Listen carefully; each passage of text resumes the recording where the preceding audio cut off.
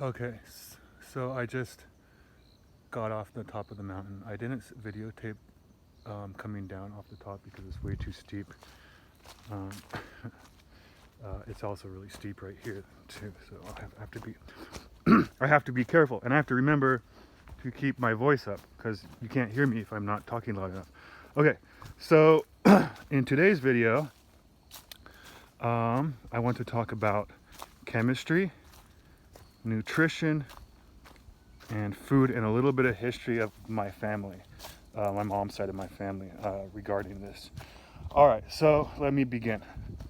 So my grandfather on my mom's side actually has a master's degree in chemistry from MIT.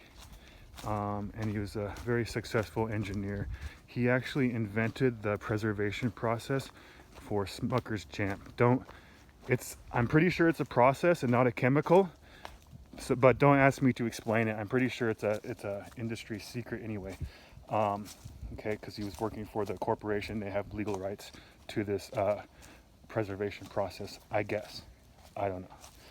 Yeah. So, and my grandfather was really interested in food science and nutrition, obviously. So I think that kind of rubbed off on my mom as well, and then onto me from my mom, and also from my grandma as well, his wife. Okay, so there's the chemistry. I got the chemistry in my DNA. Oh, this is a steep spot. I got chemistry in my DNA. I got food nutrition in my DNA. Okay, so and now I'm a freaking chemistry teacher. I don't think it's a coincidence. Also, I'm way into nutrition and food and understanding. Okay, so I remember my grandma telling me a story about my grandfather. My grandfather was saying,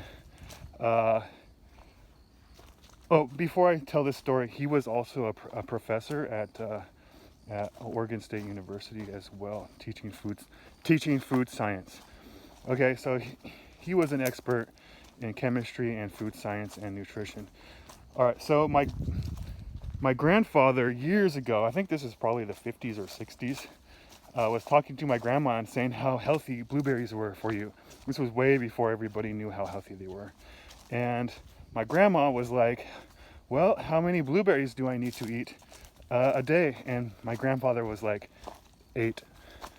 So he had everything quantified just like any good scientist would do. So he had the exact number of blueberries you need to consume a day to get the benefits, the full benefits from. However, I would recommend fresh blueberries, which are hard to get, or obviously fresh blueberries are going to be better for you. I don't like frozen blueberries, so that tells me there's something wrong with them. However, dried blueberries, I'm sure, are probably a lot better than frozen blueberries. And lately I've been drinking blueberry juice, which tastes amazing, which tells me it's probably pretty good for you. That's kind of my intuition feeling. Okay, now I'm just freaking rambling. Okay, so where was I going with this? So it all started with at least from what I know, with my grandfather, chemistry, food science, and his interest in nutrition and health.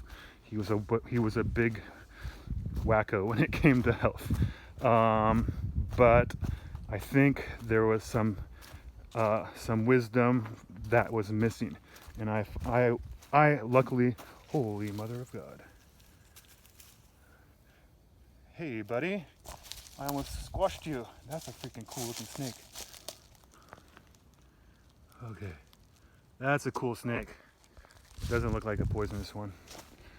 Okay. Unfortunately, I got a good look at him, but unfortunately, I think it might be kind of difficult to see that snake in the video, but we'll check it out later. All right. So what was I talking about? Okay. So yeah, my grandfather was way into health. And my mom got a lot of good wisdom from that as well. For example, one of the best things my mom taught me was how horrible sugar is for you. And when I'm a young boy, I eat candy, I eat cookies, I eat sugary stuff, and I didn't really take it that seriously. But the older I got, the more and more I took that to heart. And now, today, holy shit! Hold on a second. Now today, I avoid it like the freaking plague. The only sugar I get is the little tiny bit of sugar that's in lemon water. Okay, I squeeze a fresh lemon into water. The little tiny sugar I get from blueberry juice, which I mix 10% blueberry juice into 90% water and blood orange juice, because I know these juices and berries and fruits are really healthy for you. But it's all that sugar that is not that great. All right, which way do I want to go? Let's go this way. That one's like up and deep down. Okay, so I avoid sugar like the plague. And I try to explain this wisdom to my students, and they always argue with me. Oh, you need the energy. And I'm like, no, I have way more energy avoiding sugar. I don't need sugar energy. Okay. Anyway, so that's probably the biggest wisdom I got from my mom, which I eventually grew into in my older age, and now especially. Yeah, I think the last time I had any significant amount of sugar was the last time I had Mandarin chicken. And I ordered it. It looked really good. And then I ate it. I'm like, oh, damn, I forgot this stuff is so sweet. So I was like, I can't eat this. I ate it. I didn't waste it, but I obviously didn't buy it again. Okay. So avoid sugar like the plague.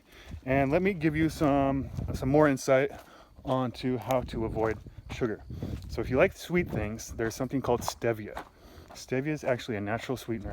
It comes from like some sort of plant, grass or whatever. I don't know. Anyway, it's a natural sweetener, and some people say it's a little bit bitter, but for me, I really like it. So I have these Slim Fast. I think I talked about it already, but I have these Slim Fast milkshakes every day, just because I like the taste, and they're keto. So they say mix them with water, but I mix them with milk. I'm not trying to lose weight or anything. I have no weight to lose really right now. If I want to lose weight, I just go to the mountain to do that. Okay, so I have these milkshakes every day after eating my lunch or whatever, and it's so good. And they're sweetened with, the keto ones are sweetened with stevia. Okay, so this is a natural sweetener. I think is perfectly fine. I have not suffered any side effects or negative problems from this sweetener. Okay, but I could be wrong. However, the other Slim Fasts are made with or sweetened with aspartame. All right. When I have aspartame, first of all, I hate the taste of it. To me, aspartame is bitter. Stevia is not a big deal. And aspartame is a horrible chemical, I believe. And I get side effects from it. I feel weird after consuming it. Like, it affects my vision. It's hard to explain. It kind of affects my vision. And I just feel like a sick feeling. Finally, if you're trying to lose weight, aspartame and all these Splendas and false sugars, diet soda, are not going to help you lose weight. Let me explain why. Okay, so when you have diet soda, your body's like, oh, hey, sugar, yay. And what happens when your body gets sugar? Your body is going to produce, your liver is going to produce insulin. And your insulin goes into your blood, and the insulin's job is to convert sugar into fat. So you spike your insulin levels up, and the insulin in your bloodstream now is going, yeah, where's the sugar? Where's the sugar? And it makes you hungry. It makes you hungrier.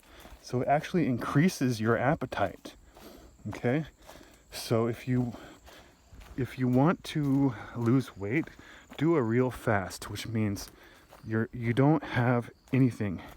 If you want to lose weight, fast once a day. Like fast. For me, I fast from the time I go to bed. Obviously, I'm fasting in my sleep to noon. My first food, my first solid food every day is afternoon. So I'll eat a lunch and I'll eat a dinner. But the morning, it's just coffee, black coffee, and lemon water or watered down blueberry blood orange juice. Yes. Okay. All right, so that's the somewhat scientific explanation of why sugar and fake sugar is bad for you. All right, and sugar makes you fat. People think fat makes you fat. Yeah, that sounds like it makes a lot of sense. No, let me tell you, fat does not make you fat. Well, certain fats. And I gotta get into that as well. All right, so first of all, sugar is converted by your body, by insulin, by your liver, into fat, into your liver, fatty liver, fatty body. Sugar makes you fat, right? Cows don't eat any fat, and they're fat because they eat a lot of carbohydrates that's converted into fat, okay? So not necessarily fat makes you fat. So let's talk about fat now. This is where my mom didn't have a full understanding. Okay, now I'm pretty sure what in the world? It's a glove. Sorry. Okay, so when I was growing up, I think we were pretty much taught like fat makes you fat. So, and okay. All right, so let's talk about bad fats and good fats. All right, so animal fats are good fats. They're natural. We're omnivores, even carnivores. We need fat. Our brains need fat. Our brains are made of fat, okay? Especially animal fats, in moderation.